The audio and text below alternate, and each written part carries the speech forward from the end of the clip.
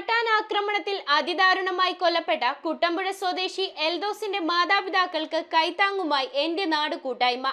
വയോധികരായ Varghese Ruth ദമ്പതികളുടെ ഏക അത്താണിയായിരുന്നു മരണപ്പെട്ട എൽദോസ്.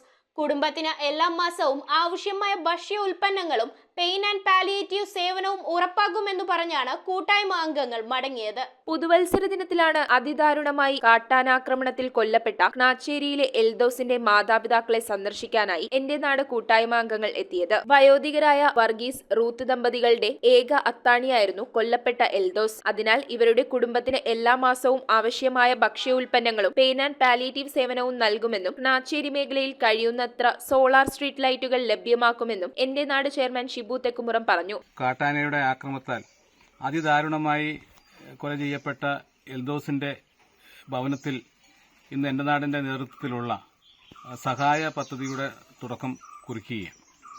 ഈ കുടുംബത്തെ പോറ്റിയിരുന്നത് എൽദോസ് ദിവസക്കൂലിക്ക് പോയി പ്രായം ചെന്ന വർഗീസേട്ടനും റൂത്തും. മാതാപിതാക്കൾ രോഗാവസ്ഥയിലാണ്. ഈ കുടുംബത്തെ സഹായിക്കാൻ എന്റെ നാട് ജനകീയ കൂട്ടായ്മ മുന്നോട്ട് വന്നിരിക്കുകയാണ്.